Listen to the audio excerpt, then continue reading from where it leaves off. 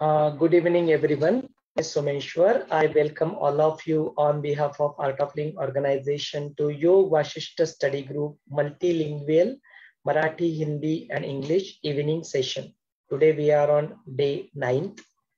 So the way we operate this, we initially read the Marathi book or Hindi book or English book. You can come by even reading at home also, or else we half an hour we give here and we play those audio books, and we also have Marathi books, so we are reading about it.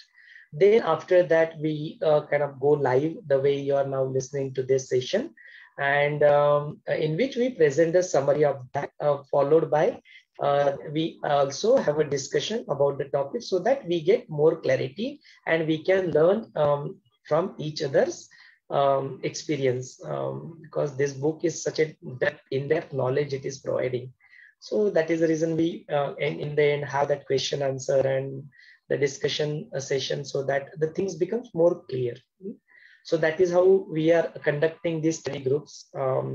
So रोज की तरह हम लोग आज का भी शुरुआत 3 बार ओमकार उच्चारण से और गुरु के सानिध्य में गुरु वंदना से शुरुआत करते हैं. So let us all close our eyes. अपनी आंखें बंद कर ले.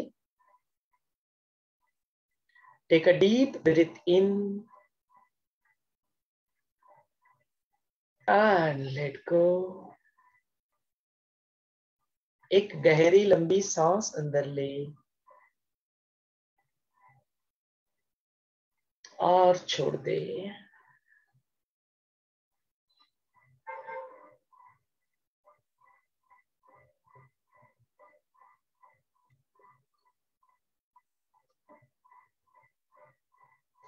ओमकार उच्चारण के लिए गहरी लंबी सांस अंदर ले.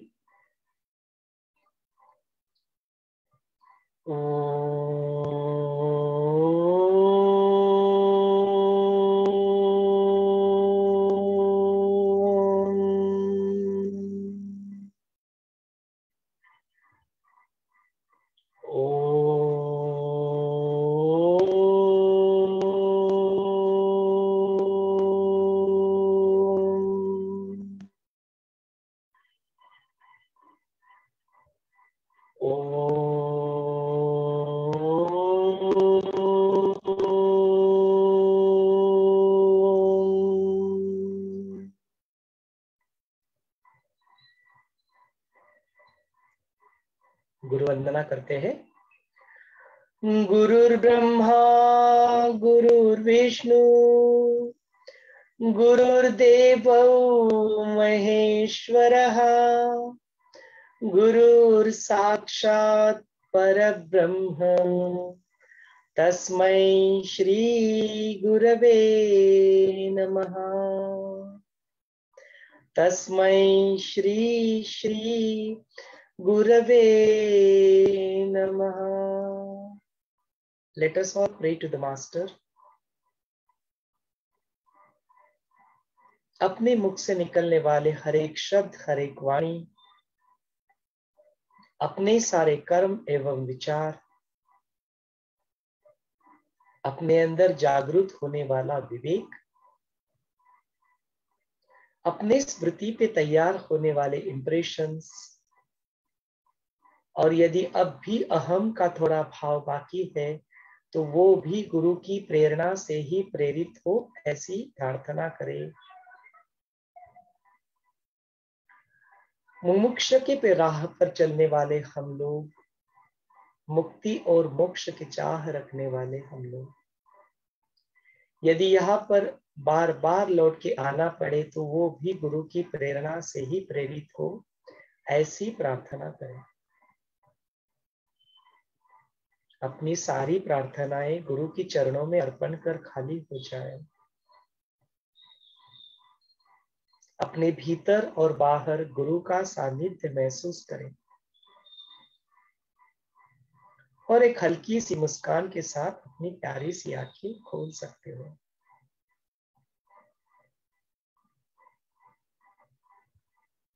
जय गुरुदेव. So let's begin with today's session. Yesterday we saw that upon listening to the dispassion of Vairagya from Lord Rama, Vishwamitra really praises him and then tells him the story of how exactly your state of mind is exactly in a similar way. Rishi Valmiki ji, his son, Shukadeva, he also was experiencing the same state of mind. So after that, he requests to Vashishta Muni that kindly now you are Atmagyani, you already know this entire knowledge. Now kindly you now enlighten Rama, kindly guide him.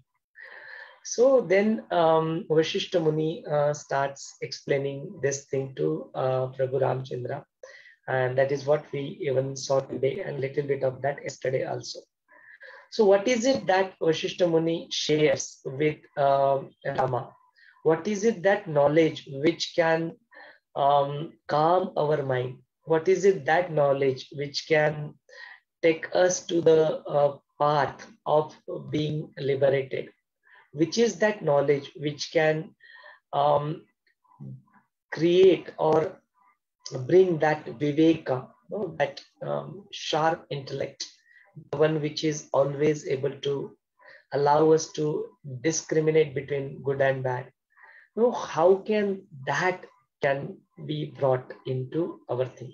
What is it, that knowledge which can make us free from this misery? What is that knowledge which can make us free from the cravings, the aversions, from our desires? Apni sari vasnaye se mukt. Which is that knowledge? That is something I'm going to tell you. Also, I just want to tell you this, that this knowledge is already there within you. The seed of all knowing is already present in you.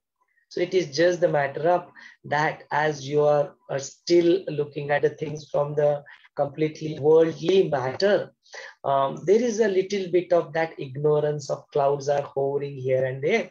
And as soon as I start giving you this knowledge, even that will be removed and you will be able to experience your own self. You will be able to establish yourself into yourself.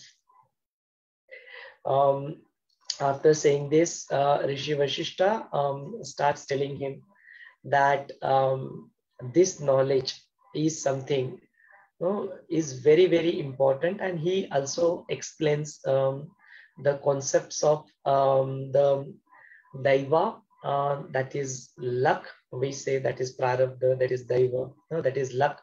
And he also bring in the concept of here Purushartha and Prayatna, means our efforts, our dedication, giving our 100%, that thing he brings into picture. So he tells more about it, that how it is important. What are the karmas, what are the actions that we do, the good deeds or the bad deeds, what are the actions that we have performed in the past. They have an impression, they have created a long-lasting impression on our memory.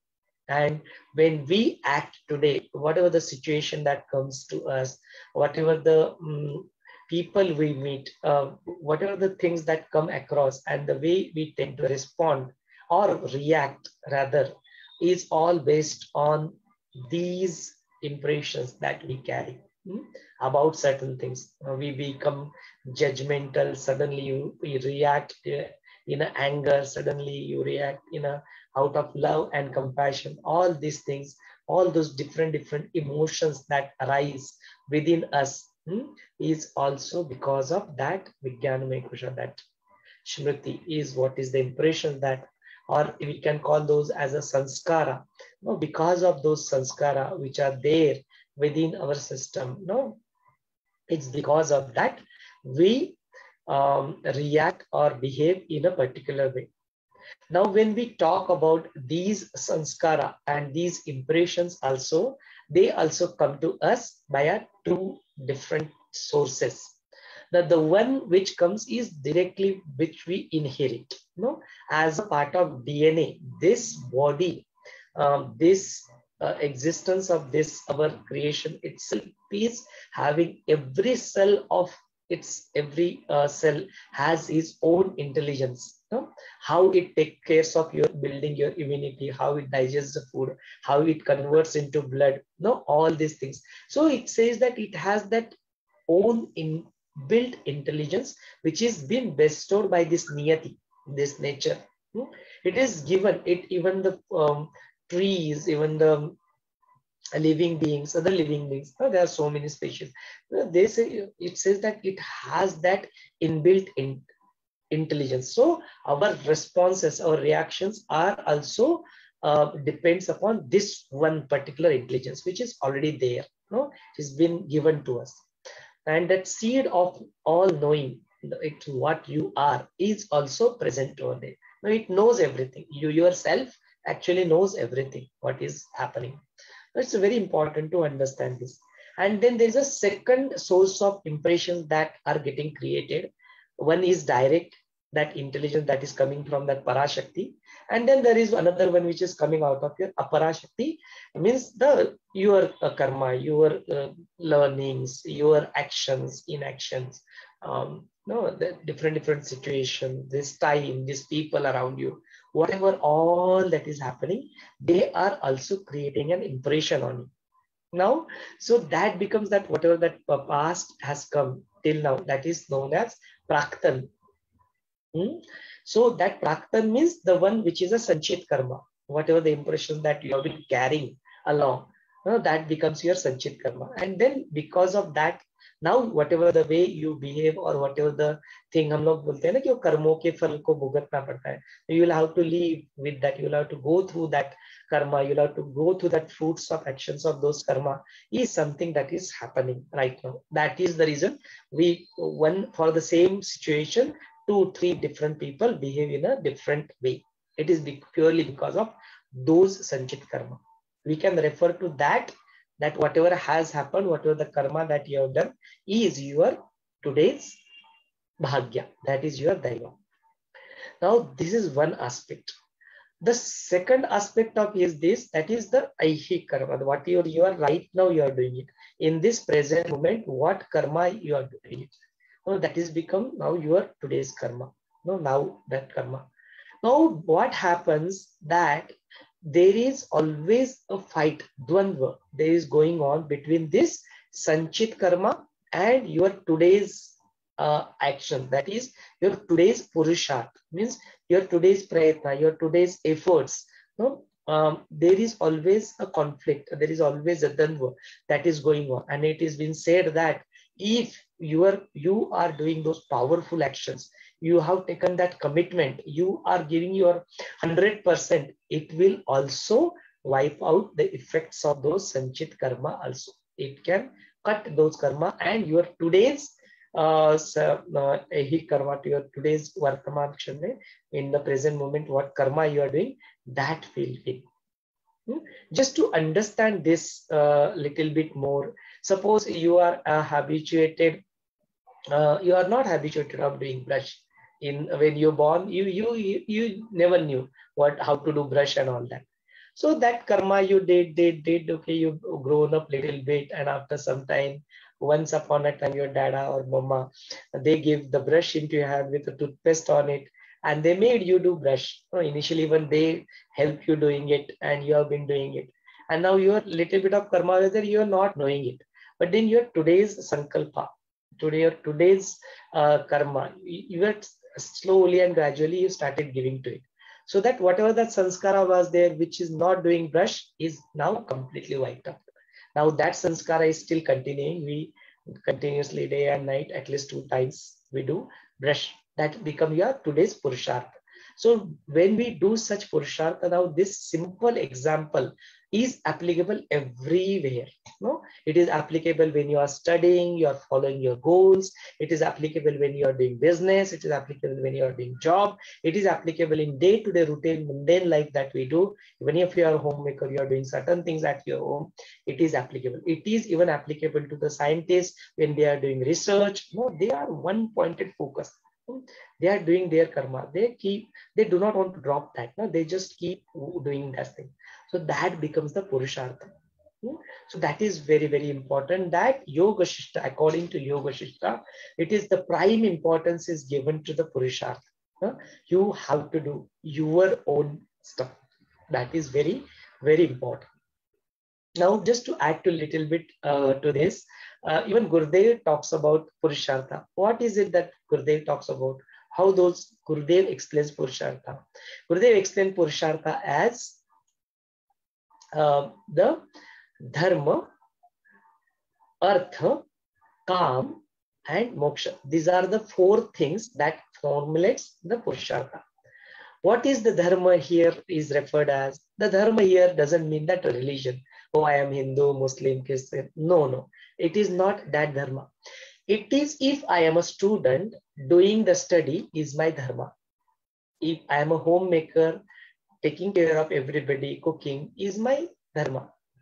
No, if I am earning, member of the family, going to the regular duty, earning that money is my Dharma. If you are brahmachari, you are on the path of doing this sadhana, that is your Dharma. Everybody carries different Dharma depending upon what action they have chosen to do. That becomes their Dharma. So that is very, very important. So doing all our regular routines, doing your yoga, pranayama, meditation, going through the knowledge, keeping ourselves healthy, fit and fine, it's a part of being our Dharma. So that is the first thing. That is as a part of your Purushartha. We must do this thing. Even if it's coming to the matter of doing pujas and all that, those things, we need to keep doing it. It comes as a part of your Dharma. And that could be a way of doing, could be different depending upon your own teachings. Buddha's teaching will be different probably. Hinduism will tell you something else. Some other religion will tell you something, you follow whatever you are supposed to follow. You are free to follow that. That's absolutely all right. But you need to do that. Now it is being said that that is a very important aspect that of Purushartha, that we should do our Dharma. We need to do our daily routine or mundane activities. What is our duties? We should do it.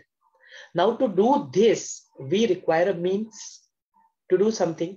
If you want to do puja, you require flowers, you require dhupdi, whatever you want to do, you require all that, right? No, at least in a worldly matter you do. So you to fulfill your Dharma, you require some means of achieving that. So that means is nothing but your Artha.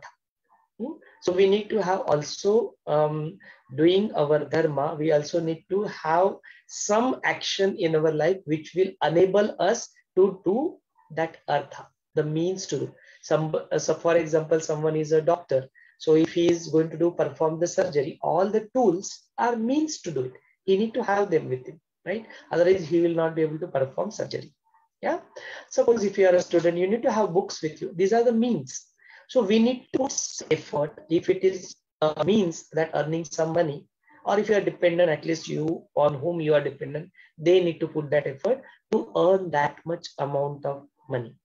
Now, Artha. So that those means of that to fulfill your Dharma are created. Yeah. So that is also comes under as a part of your Purushartha. The Purushartha here is not referred only to a gender male. No, Purushartha he is referred to here the activities that needs to be done even by both male and female. So Purushartha is referred to that. It is the efforts that we are talking about, not the gender. So that is also another important factor to understand. Now the third thing that comes Kama. Now Kama is not referred to as lust here. Kama means the Kamana. Kamana means the Vishesh that comes into our mind, because those Vishesh that comes into our mind are of two types. We have when we are reading this Yoga Shishta, we have seen that there are two types of Kamana or Vasana.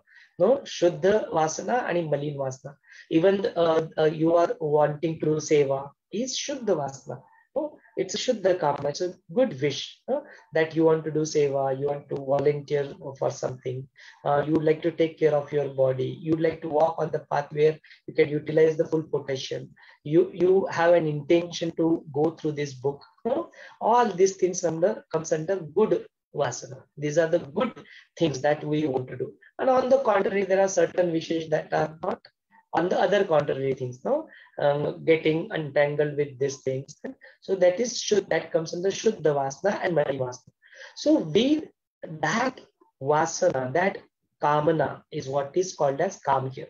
So that becomes your third part of your purushartha, that everybody should have their goal defined in their life, and they need to know what path they are walking on. No? Without that, then it becomes very difficult. If somebody doesn't know that he wants to get admission in IIT, somebody doesn't know who he wants to go into an IT career, somebody who wants to go in IAS and become collector, somebody who wants to go and become chartered accountant, whatever your Vishesha, no? You would like to build your career in music, in painting, in sports, whatever it may be. It's absolutely good. But have that kamana in your, no? So that becomes a part of Purushartha. Then once you have that goal defined, and also keep checking based on the knowledge, based on the Guru Vachan, whatever the Guru is guiding us, that also can contribute towards defining your that kamana. What kamana comes in? No?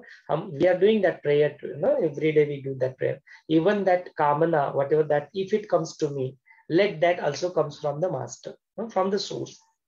That Guru Tattva, which is there within us, let it come from that space. We pray like that. So that is also a very important part of our Purushartha. And the last one is moksha, that while doing all these things, never ever forget about your own self. Never ever forget the highest knowledge that is available in the form of those holy scripture to us. Now, having that thing in mind that I want to attain this also has to be part of your Purushartha.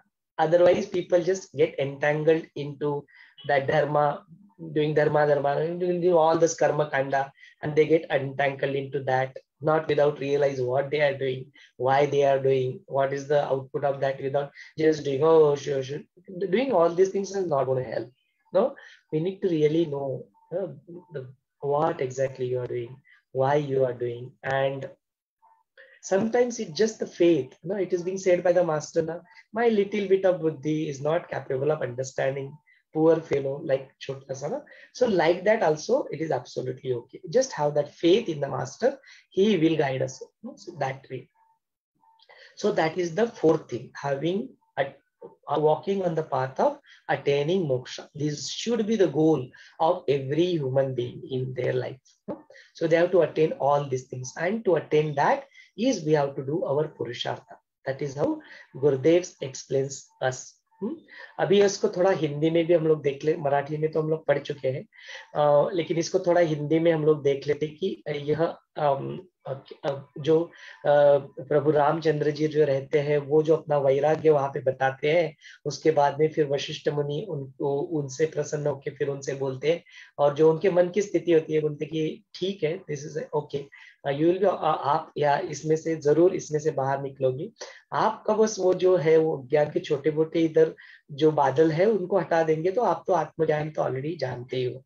इतना सुंदर तरीके से आप में वैराग्य उत्पन्न हुआ, इतना सुंदर तरीके से सुंदर वाणी में सुंदर शब्दों में आपने अपने वैराग्य को यहाँ पे कथन किया, और बहुत ही गहरे प्रश्न जो सब प्राणी मात्र के मन में उठने चाहिए, एटलीस्ट जो ह्यूमन लाइफ में है, मानव जो है उनके लाइफ में तो यह उठना ही चाहिए।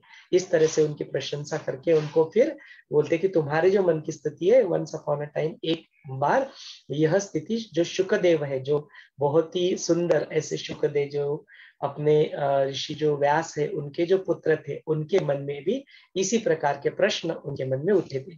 वो आत्मज्ञानी तो थे, जानते तो थे, विचारों के माध्यम से उन्होंने अर्जित तो कर लिया था ज्ञान, लेकिन उसके ऊपर फिर भी उनको डाउट्स थे, उनके मन में शंकाएं थी। तो इतना बता के फिर ऋषि वशिष्ठ मुनि को वो विनंती करते हैं कि वशिष्ठ मुनि कृपा करके आप इस ज्ञान को, जो ज्ञान अपने मन को शांत करे, वो जो ज्ञान अपने आप से हमें मिलाए, वह ज्ञान जो अपने अंदर विवेक की जागृति करे, वह ज्ञान जो अपने अंदर के संस्कार, जो पास्ट संस्कार है उसे काटे, वह ज्ञान जो अपने आप से अहम का भाव नष्ट करे, वह ज्ञान जो हमें शरीर रूपी जो अपना ये शरीर है, इस शरीर को सुदृढ़ निरोगी बनाए, अपने मन को शांत करे, वह ज्ञान जो अपने दुखों से हमें मुक्ति दे, वह ज्ञान कृपा करके अभी आप इन्हें प्रभु रामचंद्र जी को बताए, आप तो आत्मज्ञानी हो, आप तो यह सब जानते हो, कृपा करके आप इस ज्ञान को प्रभु रामचंद्र जी को बताएं। तो फिर यह जब कहते हैं तो वशिष्ठ मुनि ने इसकी शुरुआत करते हैं और प्रभु रामचंद्र जी को बताते हैं कि बहुत ही सुंदर तरीके से राम जी आपने इसका वर्णन किया है, मैं इससे बहुत बहुत प्रसन्न हूँ। लेकिन जो प्रश्न आपके मन में अभी भी चल रहे हैं उसको मैं धीरे धीरे जैसे जैसे मैं यहाँ पे बताऊंगा उस आपके सारे प्रश्न आपके मन से धीरे धीरे नष्ट हो जाएंगे और आत्मज्ञान का जो आपको लाभ है वो जरूर इसको मिलेगा। फिर वहां पे वशिष्ठ मुनि इस बुक की भी अपना जो योग वशिष्ठ का जो बुक हम लोग यहाँ पे रेफर कर रहे हैं, इस नॉलेज की, इस बुक की भी वशिष्ठ मुनि यहाँ पे बहुत बहुत प्रशंसा करते हैं। बोलते इस बुक का जो श्रवण करते हैं, जो इसका पठन करते हैं, उन्हें जरूर जरूर उनका यह प्रॉमिस है कि उनको जरूर और जरूर आत्मज्ञान की प्राप्ति जरूर होती है। उनको इस सारे जो जीवन है इसको जीते हुए उन्हें जरूर वह मार्गदर्शन मिल जाता है कि वह अपनी जिंदगी में जो भी अपने अस्तित्व के सारे स्तर है उनको अपने यूटिलाइज करके कैसे हम लोग इसको फुलेस्ट तरीके से आनंद में यह जीवन हम लोग व्यतीत कर सकते हैं, कैसे अपने दुखों को हम लोग दुख दूर कर सकते हैं, कैसे हम लोग अपने शरीर को निरोगी रख सकते हैं। तो बोलते हे रामा, जब मैं आपको बताऊंगा, जब आपको आत्मज्ञान की प्राप्ति होगी तो आपको यह समझ में आ जाएगा कि यह जो जगत है, ये जो दृश्य जगत है, ये सिर्फ मिथ्या है, यह सिर्फ माया है, यह तो जब अपने मन का एक बस खेल है। बोलते ये धीरे धीरे आज तो मैं बता रहा हूँ लेकिन शायद आपको यह चीज अभी पल्ले नहीं पड़ रही, लेकिन धीरे धीरे जैसे जैसे मैं इस ज्ञान को उजागर करूंगा वैसे वैसे जैसे ही ज्ञान के बादल हट जाएंगे यह सत्य आप भी धीरे धीरे आपके अंदर उतरने लगेगा। इस तरह से वशिष्ठ मुनि प्रभु रामचंद्र जी को इस ज्ञान के बारे में बताते। लेकिन बोलते हैं इस ज्ञान में यह भी बहुत जरूरी है कि आप अपना प्रयत्न, अपना पुरुषार्थ और उसको मत छोड़े। कई आलसी लोग जो होते हैं वो आलस्य के इसमें फंसकर बोलते जी नहीं हो रहा है, गुरु बुलाएंगे तब जाएंगे, गुरु बुलाएंगे तब सेवा करेंगे, ईश्वर बुलाएंगे, ईश्वर के मन में होगा तो काम हो जाएगा, नहीं तो इस तरह का अलग अलग प्रकार के कारणों से आलसी लोग अपना पुरुषार्थ ना करते हुए, अपने प्रयत्नों की पराकाष्ठा ना करते हुए फिर अपने कार्य को सिद्ध किए बिना ही बीच में छोड़ देते हैं। तो बोलते ऐसा प्रभु रामचंद्र जी हमें ऐसा नहीं करना है, हमें वो दैव के भरोसे नहीं बैठना है, हमें अपना प्रयत्न, अपना पुरुषार्थ जरूर जरूर यहाँ पे करना है। फिर यहाँ पे आगे चल के फिर उनको इसके बारे में ठीक से समझाते भी है कि जो कहते हैं दैव होता है, लक होता है, प्रारब्ध होता है और उसके ऊपर फिर डिपेंडेंट करते हैं, हुआ नहीं तो फिर उसका दोष उसके ऊपर डाल देते हैं, अरे फिर ये तो मेरा तो लक ही नहीं है, बोलते हैं ना, यह मेरे से हुआ नहीं, या कुछ सिद्धि की फल सिद्धि होती नहीं तो बोलते अरे मेरा लक ही नहीं है, दैव के ऊपर छोड़ देते हैं। तो यहाँ पे वशिष्ठ मुनि बताते हैं दैव नाम की कोई चीज ही नहीं होती। तो फिर जो अपने अंदर जो आज हम लोग करते हैं, फिर दैव नाम की अगर कोई चीज नहीं होती तो सेम परिस्थिति में अलग अलग व्यक्ति उसी सेम चीज को अलग अलग तरह से कैसे रिस्पॉन्ड करते हैं, अलग अलग कैसे लोग उसको देखते हैं, तो ये अलग अलग पन कहाँ पे उनमें आ जाता है। तो बोलते वहां पे आपके जो संचित कर्म, जिसको प्राक्तन भी कहा गया है, वो संचित कर्म वहां पे पिक्चर में आ जाते हैं, उसको संस्कारा भी बोला गया है। तो अपनी जो स्मृति होती है उसके ऊपर जो संस्कार होते रहते हैं ना, कई जन्मों के संस्कार भी उसमें होते हैं, वो तो एक अलग बात है, लेकिन इस जन्म के जो संस्कार है वो तो होते ही रहते हैं। तो बोलते अलग अलग प्रकार के जो संस्कार होते हैं, डिपेंडिंग अपॉन दैट वह व्यक्ति अलग अलग, सेम परिस्थिति में अलग अलग व्यक्ति अलग अलग तरीके से उसे बिहेव करता है। एक आधा एनलाइटन मास्टर होते हैं, वो एक स्थिति में जिस तरह से बिहेव करते हैं, साधारण मनुष्य उसी स्थिति में शायद वो क्रोध आ जाए, शायद वो कामना में, वासना में फंस जाए, ये अलग अलग प्रकार के रिएक्शंस यहाँ पे हो सकते हैं। तो यह उसके पीछे का जो कारण है वो प्रारब्ध, वही प्रारब्ध है जो आपके संचित कर्म है, आपके ऊपर संस्कार है। अभी यह जो आपने दो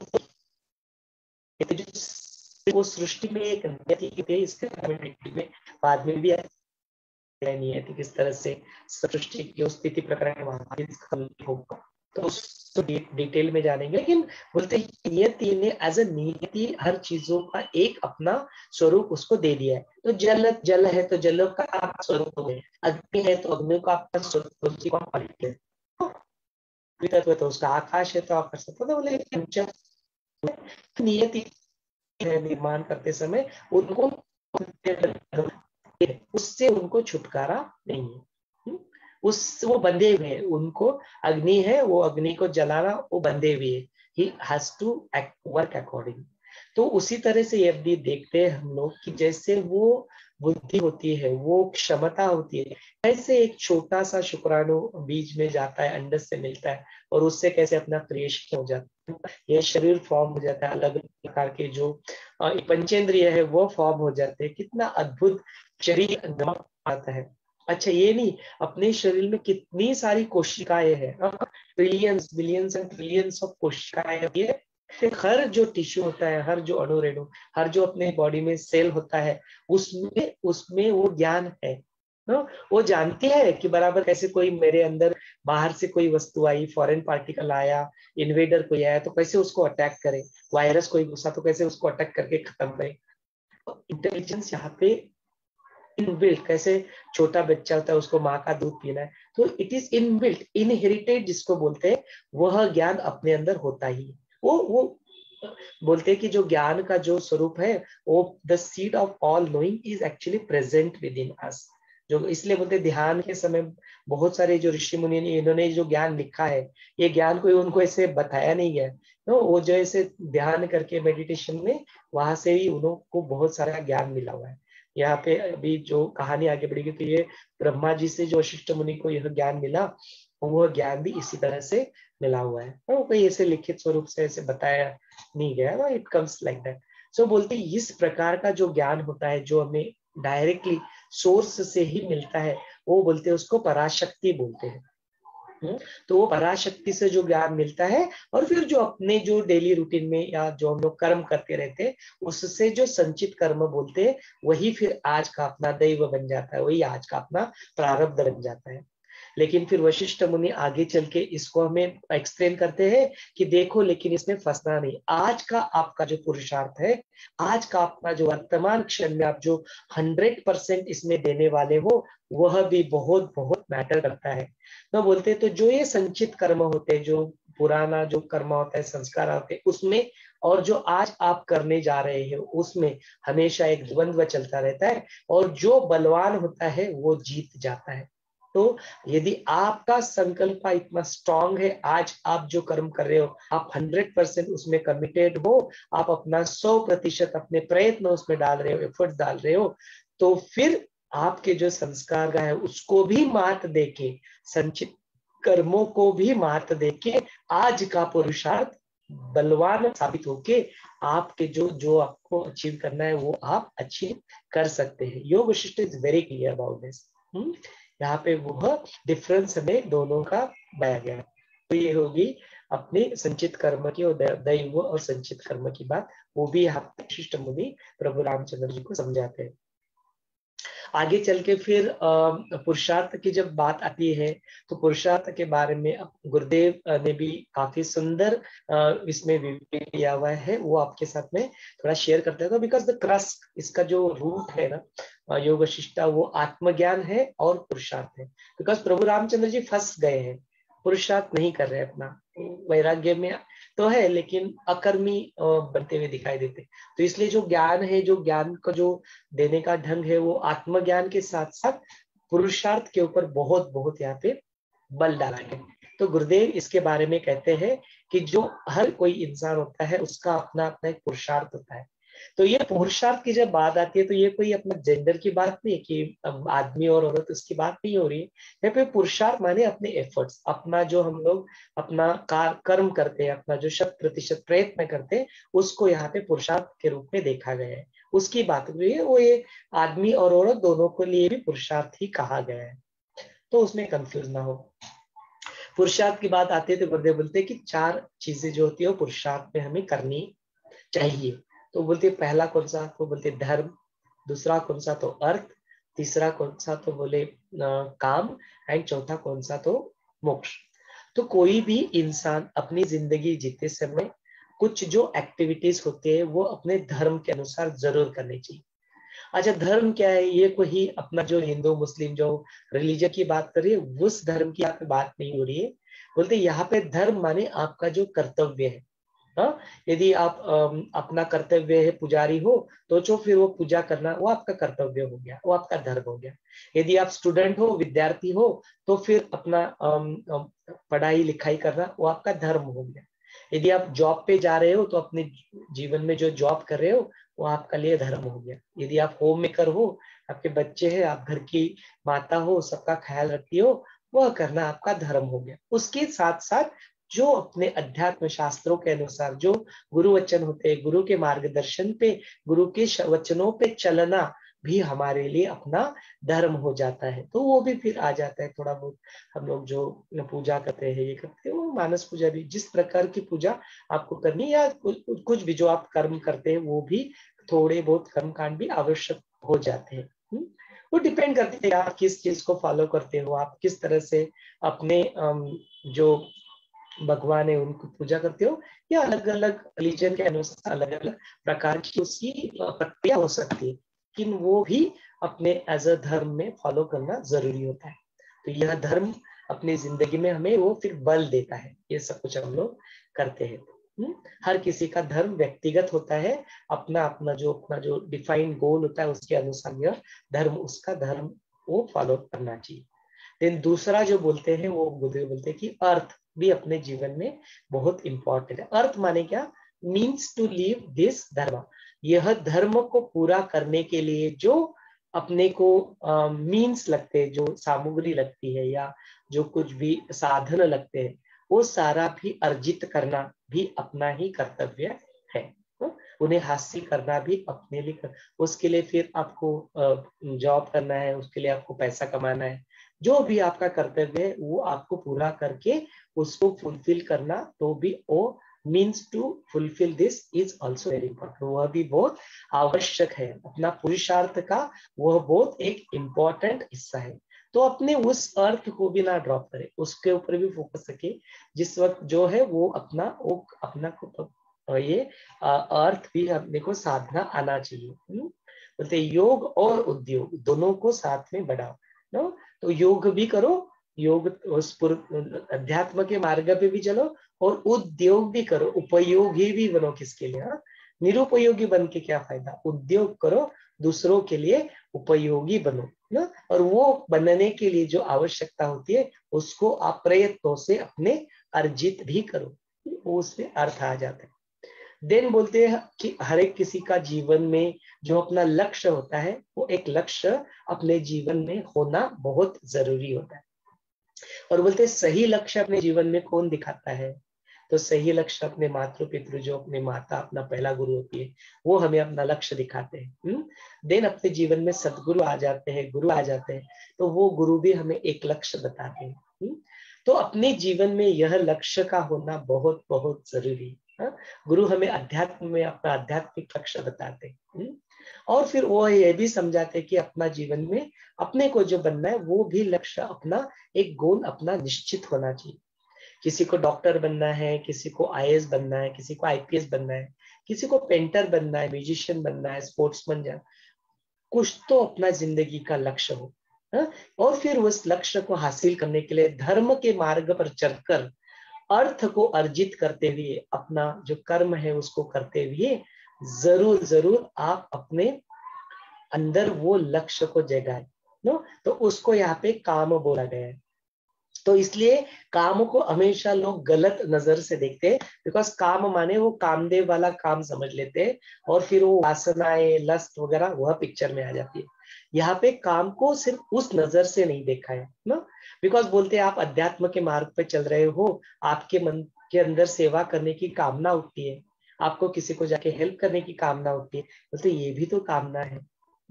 आपको योग प्राणायाम के मार्ग पे नॉलेज ज्ञान को अर्जित करने की आपके मन के अंदर कामना होती है, बोलते वो भी तो कामना है ना। तो बोलते कामना जो होते हैं दो प्रकार की होते हैं, मलिन कामना, शुद्ध वासना बोलते हैं, और मलिन वासना बोलते हैं ना। तो ये दो प्रकार की वासनाएं अपने अंदर होती है। तो शुद्ध वासना होना, प्योर intentions होना is also very very important, and that comes under this book. This comes under काम.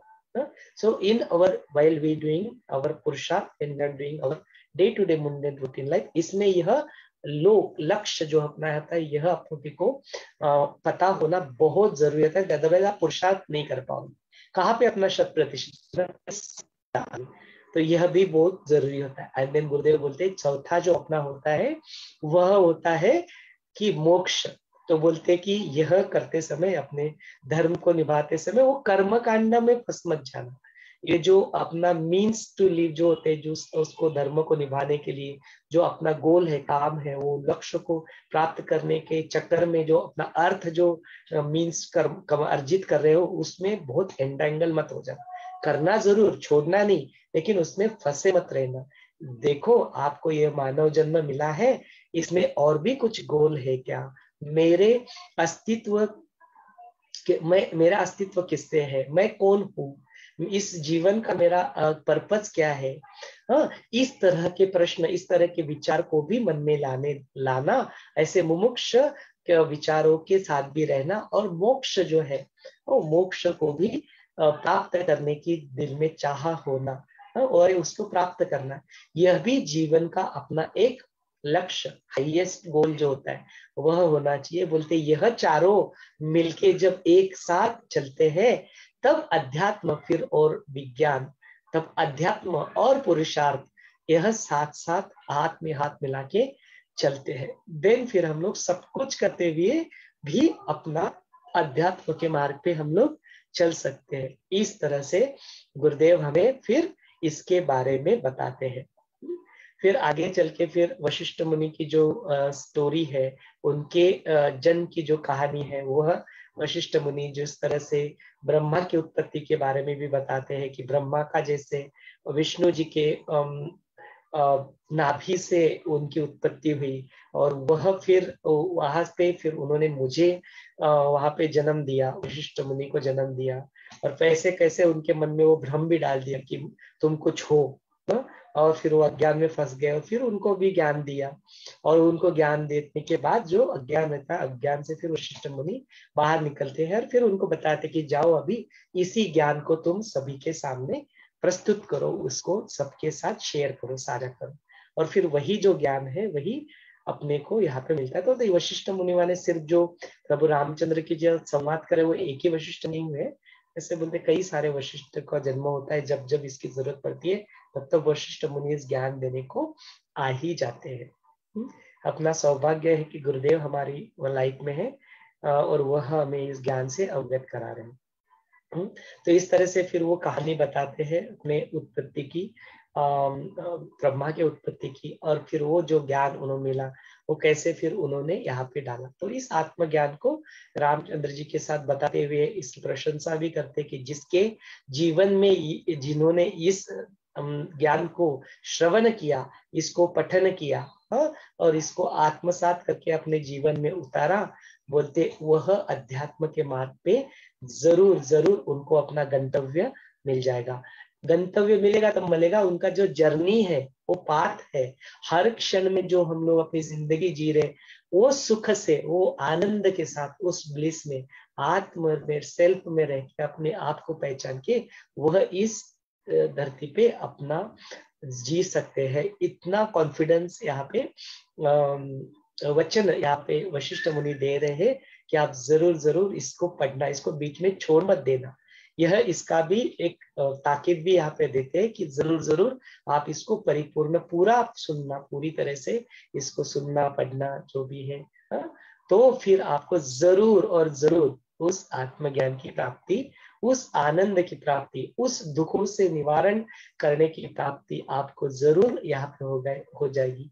यह वचन भी वशिष्ठ मुनि आज यहाँ पे देते हुए दिखाई देते हैं। So you can PAT on your ना, अपने आप को बहुत सौभाग्यशाली माने कि हम लोग भी आज इस उत्सव का हिस्सा है और इस मनन, श्रवण, पठन, जो भी चर्चा यहाँ पे होती है, चिंतन, उसका हम लोग हिस्सा बन रहे। बड़ा बड़ा सौभाग्यशाली क्षण है। ऐसे ही सौभाग्यशाली क्षण अपने को और प्राप्त हो, ऐसी ही प्रार्थना के साथ आज का हम लोग यह सत्र यही पे समापन करते हैं। मराठी का ट्रांसलेशन हमने पढ़ते हुए तो मराठी सुनी ली है, तो मराठी का भी देखते हो, काफी सारे मराठी लोग को हिंदी तो समझ में आता ही है, लेकिन फिर भी जस्ट कुछ थोड़े शब्दों में मराठी में भी उसका वर्णन कर देता हूँ, ताकि ऐसा ना हो कि अपने जो मराठी के बारे में बोला उसके बारे में उसमें काही नाही। तर आता थोडं मराठीतून सुद्धा आपण बघूया की इथे आपल्याला काय सांगण्यात आलंय।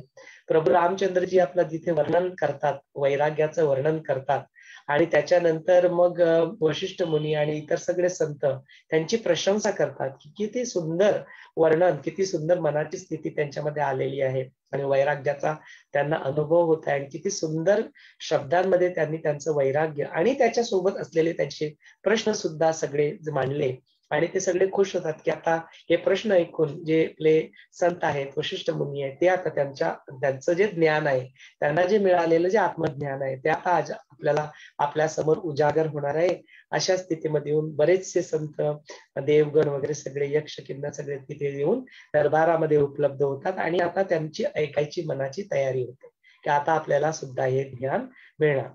ही सगळी स्थिती बघून विश्वामित्र जे असतात, ते विश्वामित्र प्रभू रामाची प्रशंसा करतात आणि त्यांना मग म्हणतात की तुमच्यामध्ये जी स्थिती आहे, आत्मज्ञान तुम्हाला आहे, तर ते आत्मज्ञान तुमच्याकडे, पण तो तुम्हाला थोडं जे आपले अज्ञानाचे जे थोडेसे ढग जे साचलेले आहेत, अंधकार जो आहे, तो थोडासा, मी थोडं नॉलेज तुम्हाला सांगतील, वशिष्ठ मुनी जेव्हा तुम्हाला ज्ञान सांगतील तेव्हा ते पण जे अज्ञानाचे जे इग्नोरन्स आहे ते पण थोडासा दूर हटल्यावर आत्मज्ञान जे तुम्हाला आहे त्याचा तुम्हाला प्रत्यक्षात अनुभव येईल, असं म्हणून तिथे विश्वामित्र त्यांना शुकदेवाची कथा इथे सांगताना दिसतात। शुकदेव आपल्या व्यास मुनींचे जे पुत्र आहेत त्यांची कथा इथे सांगतात की कसे शुकदेव सुद्धा एक विशिष्ट स्थितीला विचार करून आत्मज्ञानाला प्राप्त करतात, पण त्याच्यावर डाऊट असतो, त्यांना पूर्ण अनुभव येतोय की नाही अशी त्याच्यामध्ये शंका असते, आणि कसे टिकले व्यास मुनींना तपश्चर्या त्यांच्या समोर जाऊन त्यांना हे विचारतात, आणि मग व्यास मुनी त्यांना ते आत्मज्ञान सांगतात, पण त्यांचं काही मनक्षमन तिथे होत नाही, आणि मग शुकदेव मग त्यांना विचारतात की माझं काही मन शमत नाहीये, कृपा म्हणून मार्गदर्शन करा, आणि मग त्यांना मग जनक राजाकडे व्यास मुनी पाठवतात। जनक देवा त्यांची यथासांग परीक्षा घेतात, आणि मग 7 दिवस त्यांना थांबायला सांगतात। त्याच्यानंतर मग त्यांना एका छान कक्षामध्ये ठेवतात, आणि त्यांची तिथे खूप चांगली सेवा घडली आहे, पण त्यांना हे जे बाह्य वर्ल्डली मॅटर आहे त्याच्यामध्ये काही शुकदेवांना काही त्याच्यामध्ये तथ्य भासत नाही। तर तेव्हा जनक ओळखतात त्यांना की अरे हे खरोखर आहे ना, खरोखर आत्मज्ञान आता मिळायला पाहिजे, आणि ते आत्मज्ञान त्यांना जाणतात, पण पुन्हा एक वेळा समजावून सांगतात ना, तरी पण त्यांच्या मनाचं शांत होत नाही। मग ते पुढे जाऊन त्यांना जसं त्यांची तपश्चर्या होते आणि त्यांना ते आत्मज्ञान समजायला लागतं, त्याच्यानंतर मग त्यांचं मुक्ती होते। तर ती मुक्ती त्यांना विदेह मुक्ती म्हणून दाखवलेली आहे, ती विदेह मुक्ती त्यांना अनुभवायला मिळते। तशीच पण व्यास मुनी जे असतात ते सद मोक्षामध्ये असतात। तर मुक्ती आणि मोक्ष हा काही फक्त मेल्यानंतर मिळणार असला काही भाग नाहीये, तुमचं जीवन चालू असताना सुद्धा मुक्ती आणि मोक्षाचा अनुभव आपण सर्वजण करू शकता, त्यालाच सदेह आणि विदेह मुक्तीच्या याच्यामध्ये इथे आपल्याला समजावून सांगताना वशिष्ठ मुनी दिसतात। मग पुढे जेव्हा विश्वामित्र विशिष्ट मुनींना विनंती करतात की तुम्ही प्रभू रामचंद्राला आता हे सर्व ज्ञान कृपया समजावून सांगा, तेव्हा वशिष्ठ मुनी मग बोलायला सुरुवात करतात। म्हणतात प्रभू रामचंद्रा, तुला सगळं ज्ञान ऑलरेडी आहे, फक्त हे थोडं काही जो भ्रम मनामध्ये उत्पन्न झालेला आहे, तो भ्रम सुद्धा जेव्हा मी तुला हे ज्ञान देईल, सांगेल, याच्यावर मी भाषण करेल, तेव्हा तो भ्रम सुद्धा तिथून तुझ्या मनामध्ये नाहीसा होईल, असं म्हणून त्यांना आत्मज्ञान सांगतात। ते सांगत असताना दैव आणि जे कर्म याच्यामध्ये जो पुरुषार्थ प्रयत्न याच्यामध्ये जो आपला डिफरन्स आहे तो सुद्धा समजावून सांगतात की जे आपले जे पूर्व स्थितीत केलेले जे कर्म असतात ते आपले संचित कर्म असतात. पण आपला जो आताचा जो प्रयत्न आहे, आपला आताचा जो पुरुषार्थ आहे, तो जर बलवान असला तर हे मागचे संस्कार, मागचे संचित कर्म, ज्याला आपण प्रारब्ध म्हणतो, लख म्हणतो, त्याच्यावर सुद्धा आपण मात नक्की करू शकतो. प्रयत्नांची आपली पराकाष्ठा आणि आपली श्रद्धा त्याच्यावर दृढ असेल तर नक्की आपण ते पण आपल्या जीवनामध्ये अचीव करू शकतो. तर मग तिथे जाऊन सांगतात की ज्या हा जो पुरुषार्थ आहे, हा पुरुषार्थ करणं आपल्याला खूप गरजेचं आहे. नाही ते राम जे आहे ते वैराग्यामध्ये जाताना दिसतात आणि अकर्मी बनलेले दिसतात, म्हणून त्यांना तो पुरुषार्थ आणि आपले प्रयत्न याची सुद्धा चांगली सांगड आणि जोड इथे वशिष्ठ मुनी त्यांना समजावून सांगताना दिसतात की आपल्या जीवनामध्ये आपला पुरुषार्थ करणं. पुरुषार्थ म्हणजे इथे स्त्री आणि पुरुष याला नाही म्हटलंय, इथे पुरुषार्थ म्हणजे आपला जो प्रयत्न आहे, आपले जे एफर्ट्स आहेत, त्याला इथे पुरुषार्थ म्हणून संबोधन करण्यात आलेलं आहे. तर ती कन्फ्युजन आपल्याला नको. मग असं म्हणून ते पुढे जाऊन त्यांना पूर्ण समजावून सांगतात की कसा हा जो पुरुषार्थ आहे, ते गुरुदेव पण पुरुषार्थाबद्दल धर्म, अर्थ, काम आणि मोक्ष या रूपामध्ये गुरुदेव पण आपल्याला समजावून सांगतात की कसं आपल्या जीवनामध्ये आपला धर्माचं आपण पालन केलं पाहिजे. त्या धर्माचं पालन करण्यासाठी ज्या आपल्याला गोष्टी लागतात त्या आपण अर्जित केल्या पाहिजे. अर्थ आपल्या मनामध्ये त्या चांगल्या कामना सुद्धा, लक्ष आपला जो आहे आपल्या जीवनामध्ये जे आपल्याला अचीव करायचं आहे ते सुद्धा आपलं स्थित पाहिजे, आपल्याला माहिती पाहिजे. आणि हे मानव जीवन मिळालेलं आहे म्हणून फक्त याच्यामध्ये गुरफटून न जाता तो मोक्ष, तो मुमुक्षत्व, मी कोण आहे हे विचार, माझा या जीवनाचा पर्पज काय आहे, मोक्ष काय आहे, मुक्ती काय आहे, हे सुद्धा विचार आपल्या जीवनामध्ये येणं आवश्यक आहे. आणि त्या मार्गावर आध्यात्मिक उन्नती होणं सुद्धा गरजेचं आहे. असे पुरुषार्थ च्या बाबतीत गुरुदेव सुद्धा आपल्याला समजावून सांगतात. आणि मग पुढे वशिष्ठ मुनी याला समजावून सांगताना आपल्या स्वतःच्या ब्रह्मजींची उत्पत्ती, त्यांच्यापासून कसं हे ज्ञान, स्वतःच्या उत्पत्तीची गोष्ट इथे सांगतात. आणि मग सांगतात की ब्रह्माजींकडून मला हे ज्ञान कसं मिळालं, तेव्हा त्यांनी माझी उत्पत्ती केली, त्याच्यानंतर त्यांनी माझ्यामध्ये अज्ञान टाकलं आणि अज्ञान मग दूर करून कसं त्यांनी मला ज्ञान दिलं आणि मला मग ज्ञान प्राप्त झालं. त्यांनी मला आदेशानुसार, त्यांच्या आदेशानुसार मी हे ज्ञान जेव्हा जेव्हा आवश्यक असेल तेव्हा येतो आणि या ज्ञानाचा मी सगळ्यांसोबत शेअर करतो ना. असे वशिष्ठ आहे ते बऱ्याच वशिष्ठ होऊन गेलेले आहेत. तर जेव्हा जेव्हा गरज पडते तसे ते वशिष्ठ मुनी येतात आणि हे ज्ञान आपल्याला सांगत असतात. आपल्या जीवनामध्ये आपण सौभाग्यशाली आहोत की आपल्या जीवनामध्ये गुरुदेव आपल्याला मिळाले आणि आपल्याला ते जे डायरेक्ट सोर्स पराशक्तीमधनं जे ज्ञान मिळतं ते पराशक्तीमधलं ज्ञान आपल्याला गुरुदेव देत आहेत.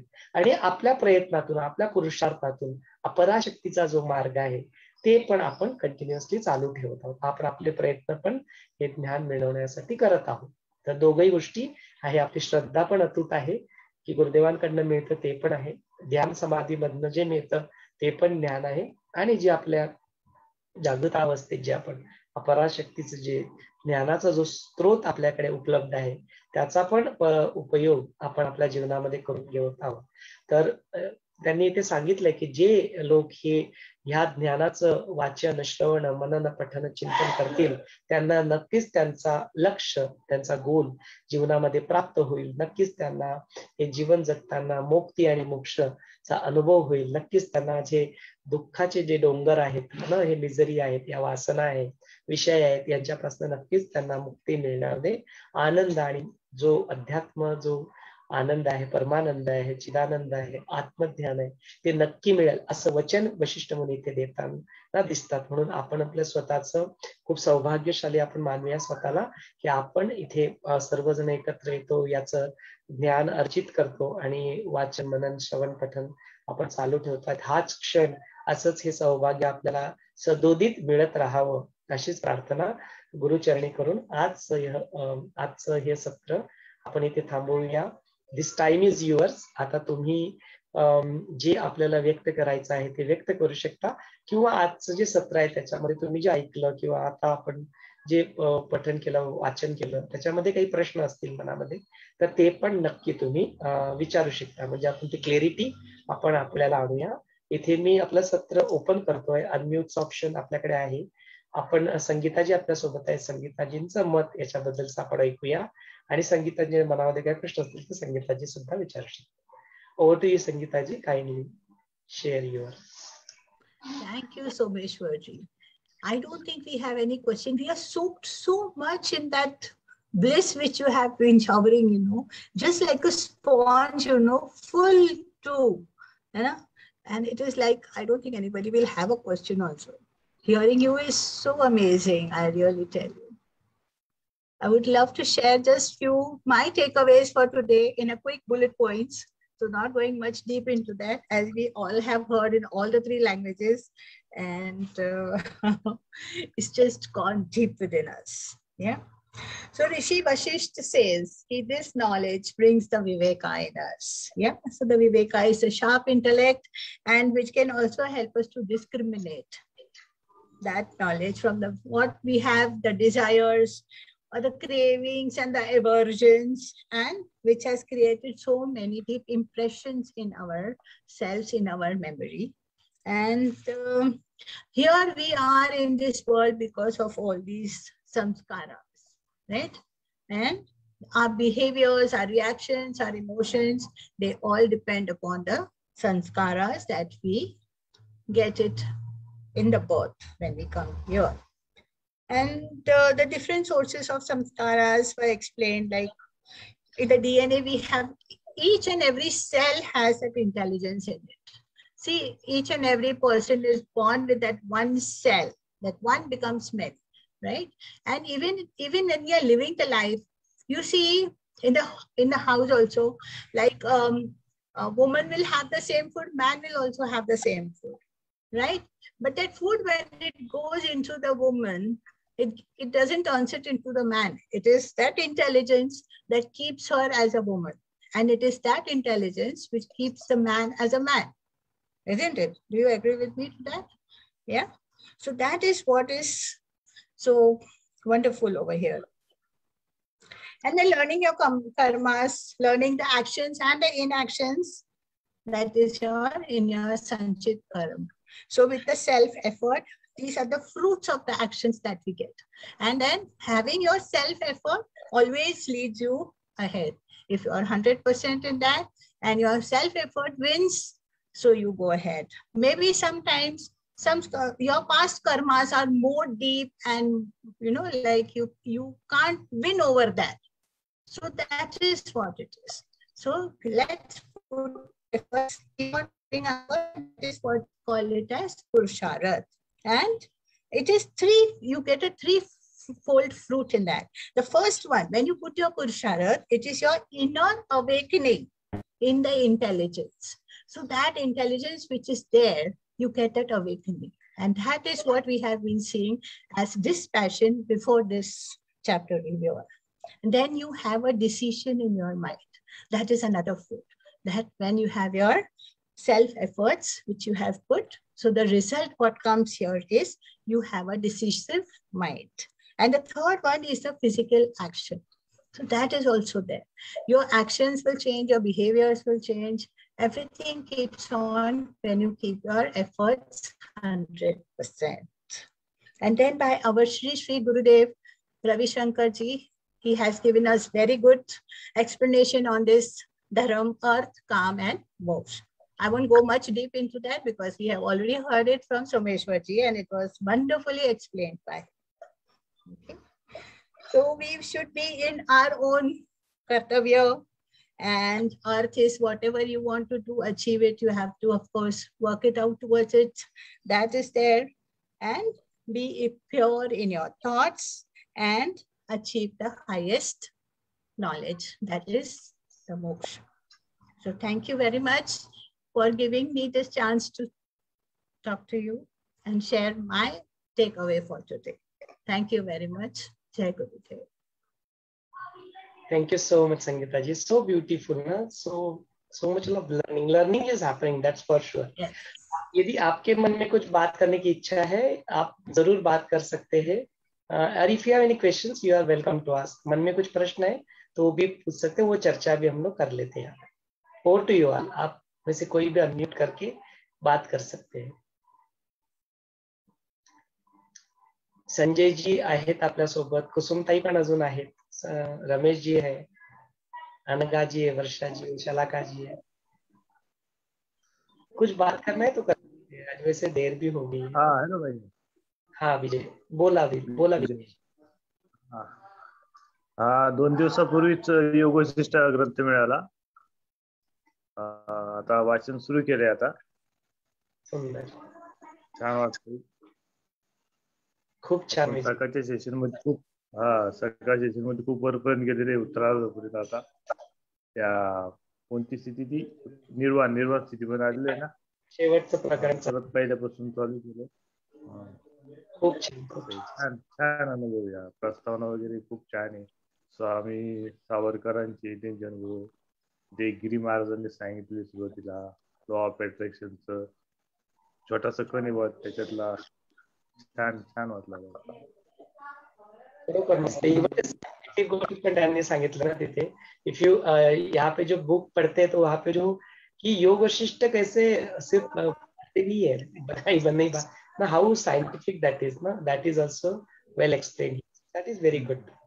आई agree with you Vijay. Thank you. किसी के मन में कुछ प्रश्न है, कुछ बताना चाहते हैं तो पूछ लीजिए.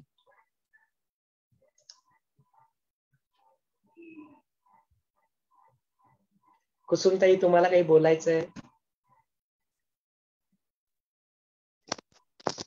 सगळं स्पष्ट झालेलं आहे, त्याच्यामुळे जास्त काही बोलायचं नाही. पण फक्त हे सगळं ह्याचं बीज आत्मज्ञानाचं आपल्या आतमध्ये आहे असं सांगतात. ते ऑलरेडी आहे, फक्त त्याच्यावरचं पटल दूर करायचंय, आभाळ निरभ्र करायचंय, तेवढ्यासाठी फक्त. आणि दुसरं म्हणजे ते जे आहे ते स्वतः तुम्ही आपण आहोत. That blissful pure entity you are. बस एवढंच. थँक्यू. धन्यवाद. धन्यवाद. जय गुरुदेव. संजय जी, शलाका जी, वर्षा जी, काही बोलायचं आहे का?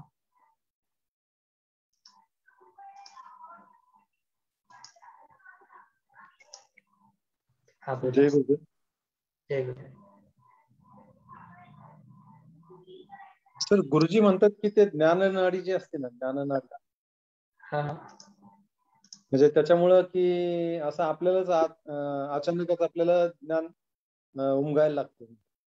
हो. तर ते होण्याची काय प्रोसेस आहे? तर कसं असतं की आपण बघितलं ना की हिंदीमध्ये बोलतो मुद्दामून, सगळ्यांना समजेल.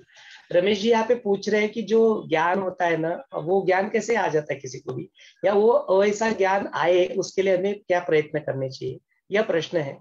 तो देखो, जो ज्ञान जो होता है ना, उसका जो सोर्स होता है वो 2 तरीके से आता है.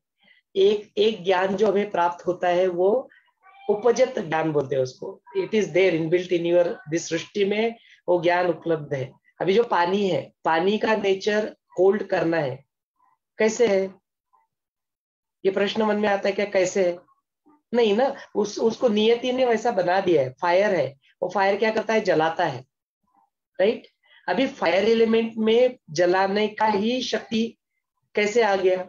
कहां से आ गया? इंटेलिजेंस कहां से आ गया उसमें, फायर में जलाने का ही नो. तो बोलते हैं कि यह जो ज्ञान होता है, इंटेलिजेंस जो है, ये सृष्टि में निहित है. तो जो छोटा बच्चा होता है, कैसे वो जानता है कि मेरे माँ का दूध पीना है मुझे, और कैसे कोई सिखाता थोड़ी है उसको, लेकिन जानता है. कैसे वो जानता है कि मेरे को भूख लगी तो मेरे को रोना है? अपने आप यह प्रक्रिया होती है, राइट. रोने की प्रक्रिया, जो सांस लेना है, कौन सिखाता है उसको सांस लेना? कैसे वो जान ले? तो बोलते ये सृष्टि के कण कण में अपने इसमें ना वो इंटेलिजेंस है, वो ज्ञान निहित है ही वो, फॉर श्योर. और जो फिर दूसरा कुछ एक होता है, क्योंकि ये जो वेदों का ज्ञान वगैरह, ये भी काफी सारा जो दूसरा भी ज्ञान होता है ना, बहुत सारा पतंजलि योग सूत्र का, और बहुत सारे जो श्लोकास यहाँ पे लिखे गए ना, ये ज्ञान कोई उन्होंने किसी ने लिख के नहीं दिया है. काफी सारा जो है अपने शास्त्रों में, बोलते वो ध्यान की स्थिति में ध्यानस्थ बैठ गए, तो जब ध्यानस्थ स्थिति में होते हैं तो उस वक्त भी वो ज्ञान आ जाता है. बहुत बार ऐसा आपको अनुभव होगा ना कि बहुत सारी बातें हम लोग अपने बच्चों को समझाते हैं, वो ना कहीं पे पढ़ी होती है ना कहीं पे सुनी होती है, लेकिन हम लोग वो ज्ञान बोल देते हैं उनको. वो ज्ञान आता कहाँ से फिर, है ना? तो it comes from that nothingness, it is come from that seed of knowledge. जो ज्ञान का जो स्रोत है, वहां से वो ज्ञान हमें मिलता है. वो पराशक्ति बोलते हैं उसको, पराशक्ति से वो ज्ञान हमें आता है. दूसरा जो ज्ञान होता है वो अपराशक्ति से, मतलब अपराशक्ति माने अपने प्रयत्नों से ना। ऐसा नहीं कि कोई आप प्रयत्न नहीं करोगे तो आपको सब कुछ मिल जाएगा, नहीं नहीं। एक छोटे से किसी भी विषय में पीएचडी भी लेनी है या कुछ ग्रेजुएशन भी करना है तो कितने साल लग जाते हैं। प्री प्राइमरी करो, प्राइमरी करो, सेकेंडरी करो, जूनियर कॉलेज करो, फिर ग्रेजुएशन में वो करो, उसके बाद में कुछ करना है तो फिर मास्टर्स करो, उसके बाद में पीएचडी करो। एक छोटी सी डॉक्टरेट की पदवी लेने के लिए 23 साल लग जाते हैं इंसान को, 23-25 साल लग जाते हैं, है ना। तो वो हो गया अपने प्रयत्नों से, तो वो प्रयत्न करना भी आवश्यक है। तो अपराशक्ति का जो मार्ग है वो अपने प्रयत्नों से हम लोग अर्जित करेंगे, है ना। लेकिन बोलते कि ये जो मार्ग है बहुत है, ये ज्ञान कितना सारा है। व्यास मुनि जी भी जब ऋषि जब ज्ञान की ये इसको अर्जित करने के लिए गए तो कहते कहानी इस तरह से होती है कि उनको फिर वो हैंडफुल्स ऑफ वेद का नॉलेज ही वो उठा पाते, और वही चार मुट्ठी भर नॉलेज, अबैंडेंस ऑफ नॉलेज होता है। जैसे माउंटेन्स एंड पर्वत होते हैं, ऐसे कितने सारे पर्वत ज्ञान के, और उसमें से इतना सा 4 मुट्ठी भर ही उठा पाते। और वो 4 मुट्ठी भर को ही लिखने के लिए, इसके करने के लिए वेद व्यासी जी वो 4 वेद में आए। वो एक वेद को पढ़ने के लिए 12 साल लग जाते हैं, उसको समझने के लिए 120 साल लगते हैं।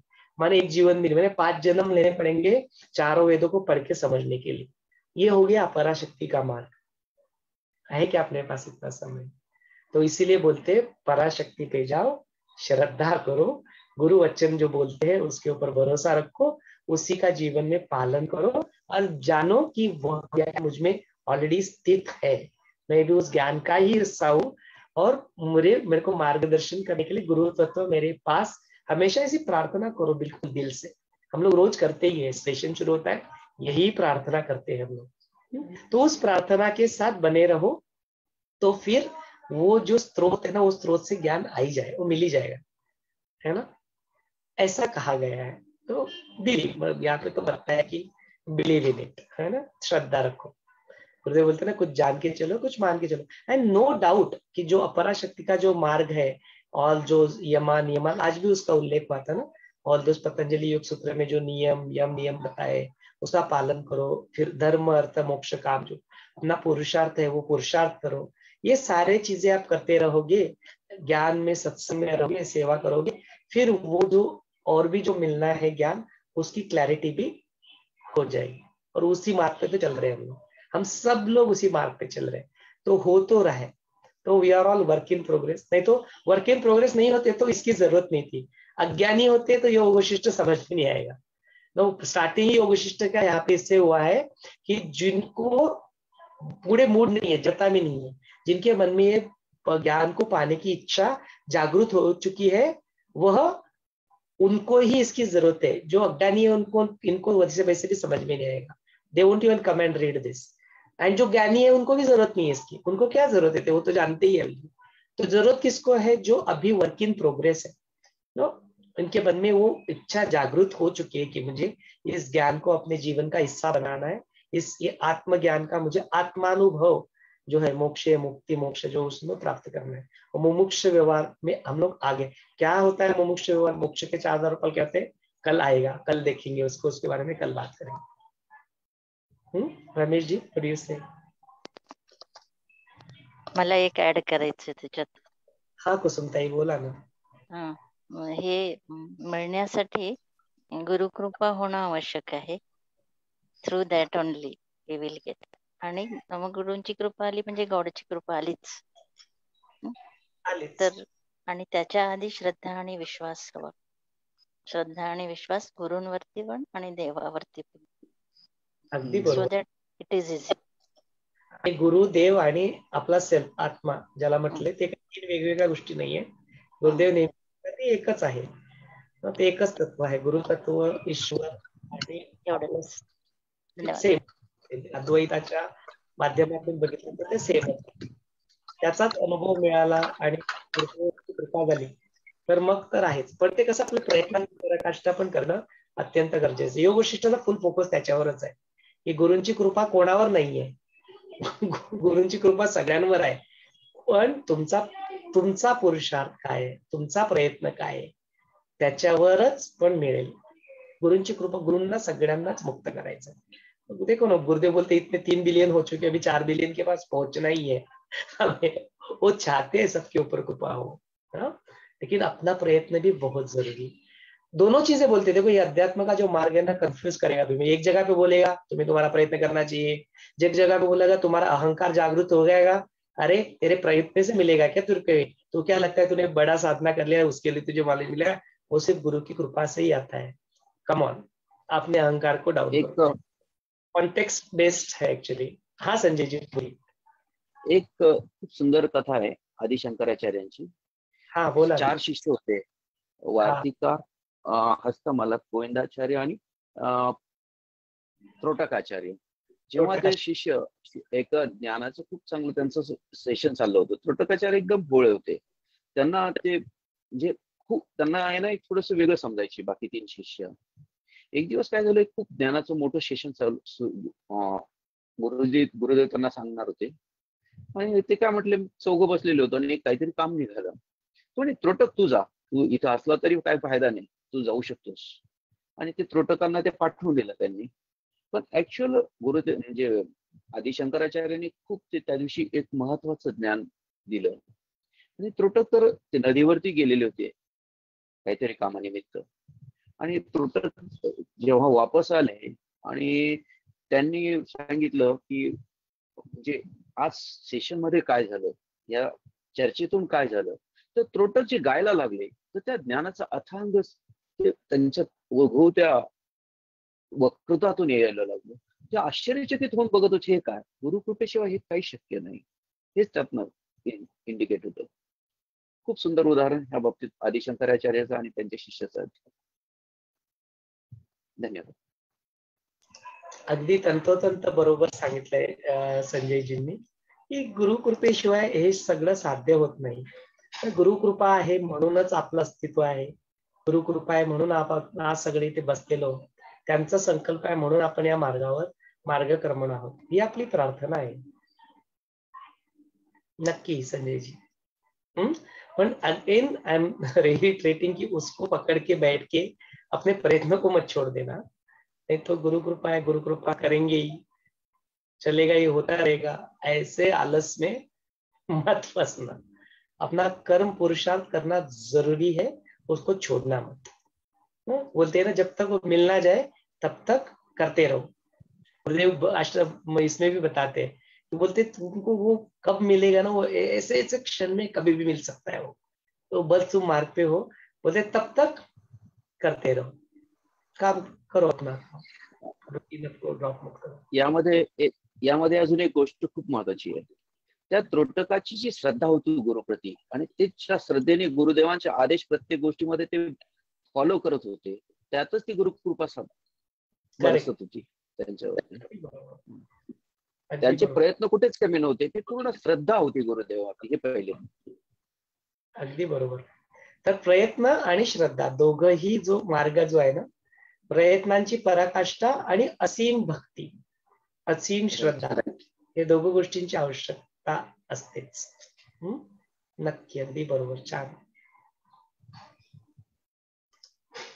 आणखी कोणाला काही प्रश्न आहेत किंवा बोलायचं असेल, कृपया अनम्यूट करून बोलू शकता. किसी को कुछ कहना है तो अनम्यूट करके बात कर सकते हैं. इफ नॉट देन आज का यह सत्र हम लोग यहीं पे समापन करते हैं, स्वल्प विराम लेते हैं ताकि पुनः एक बार कल मिल सके. जय गुरुदेव. जय गुरुदेव.